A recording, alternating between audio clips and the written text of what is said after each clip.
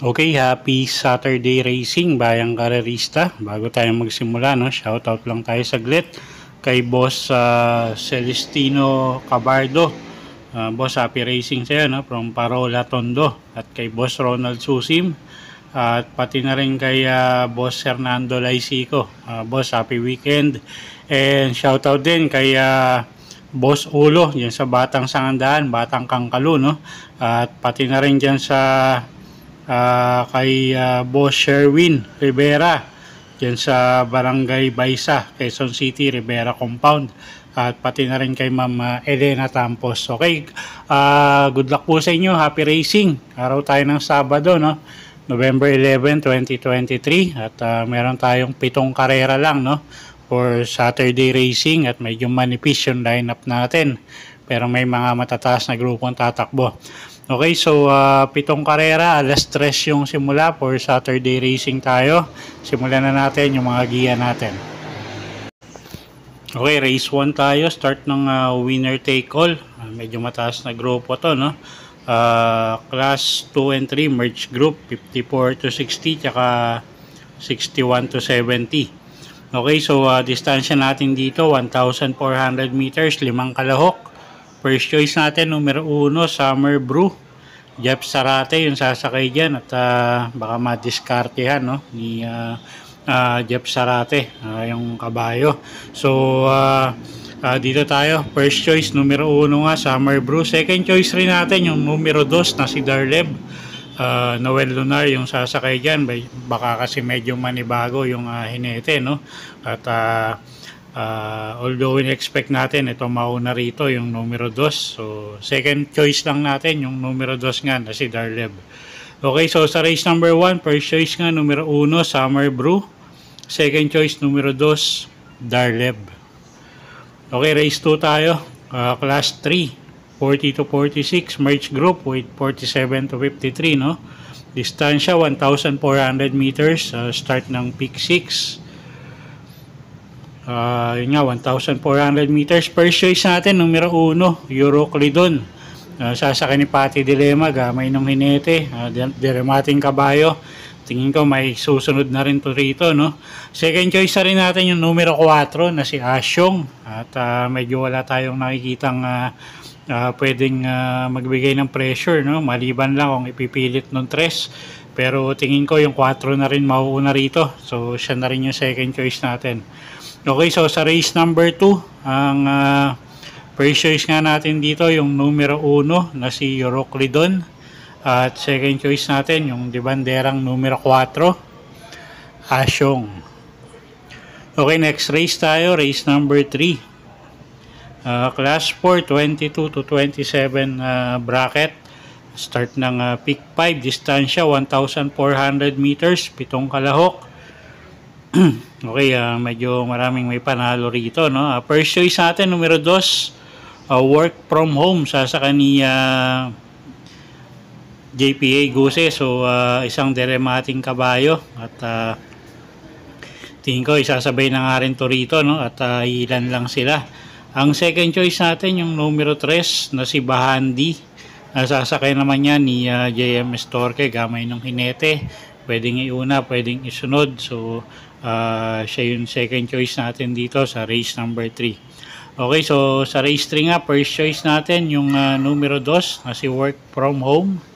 At second choice natin yung numero 3 na si Bahandi. Okay, next race tayo, race number 4, class 4, 16 to 21 bracket. Distansya natin dito 1,400 meters, start ng peak 4. Okay, 6 na kalahok. First choice natin yung numero 6 na si Sundance, JB Hernandez yung sasakay dyan.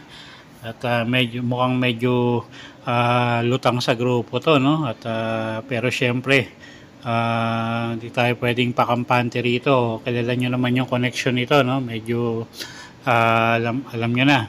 So, kukuha tayong second choice dito, yung numero 3 na si Sakalam, nasasakay ni Mark Angelo Alvarez. Kung sakasakaling ibiyahe yung 6 or hindi bigyan ng hustisya, pwedeng tumalo. Tingin ko yung numero 3 nga na si Sakalam. Okay, so sa race number 4, first choice nga numero 6, Sundance. Second choice numero 3, Sakalam. Okay, race 5 tayo, class 4, 16 to 21 bracket ulit. Distansya 1,400 meters. 6 na kalahok. At first choice natin, no, numero 3, Electrify. Jericho Serrano yung sasakay dyan. At pa-improve yung mga takbo niya, no, at galing pa nga sa panalo to. So, tingin ko nag-aumento si Kabayo ulit ngayon, no? At siya nga yung first choice natin dito. At saka medyo marami tayo nakikitang matutulin dito, so baka mapabor nga yung sa numero 3. So siya yung first choice natin, numero 3, Electrify. Second choice yung numero 2 na si Melip Lewis, sasakay ni Mark Angelo Alvarez. Isang debanderang kabayo, gamay ng hinete. So siya yung second choice natin. Okay, so sa race 5, first choice numero 3, Electrify. Second choice numero 2, Melip Lewis. Okay, race 6 tayo, penultimate race. Merge group tayo, no? Class 4, 28 to 33, tsaka 34 to 39 bracket. 1,400 meters ang distansya. May 7 kalahok tayo rito. First choice natin, yung galing sa panalo, numero 1, Bravo. Nasasakay ni King Flores at tingin ko kaya pang manalo nito, no? At medyo mag-aanggang pa rin yung laban niya ngayon. So, siya na rin yung first choice natin, numero 1, Bravo. Second choice, numero 5, Cromwell. Sasakay naman niya ni JB Hernandez. At medyo inconsistent nga lang manakbo si Kabayo, no? Pero pag tumakbo ng maayos to, tingin ko may panalo rin. So, siya yung second choice natin. So, sa race number 6, first choice nga, numero 1, Bravo. Second choice natin, yung numero 5 na si Cromwell. Okay, last and final race tayo, race number 7, class 5, 6 to 10 bracket, distansya 1,400 meters, paratingan. Okay, first choice natin dito, no, yung numero 7 na si Marquis Angel. At medyo mababa na nga sa grupo yan, no.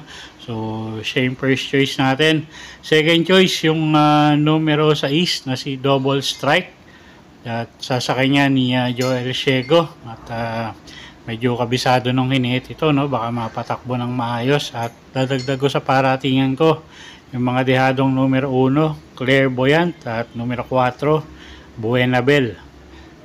Okay, so sa race number 7, first choice nga, numero 7, Marquis Angel. Second choice, numero 6, Double Strike. At dadagdag ko sa paratingan ko sa exotic, no, yung numero 1 na si Clairvoyant at numero 4 na si Buenabel. Okay, so yun po yung mga giya natin para sa araw ng Sabado, November 11, 2023. Sana po yung makatulong sa pagpili nyo ng mga tatayaang kabayo. Inulit ko po, kayo pa rin po masusunod kung saan nyo itataya yung pinagpaguran yung pera. Good luck po at happy Saturday racing, bayang karerista.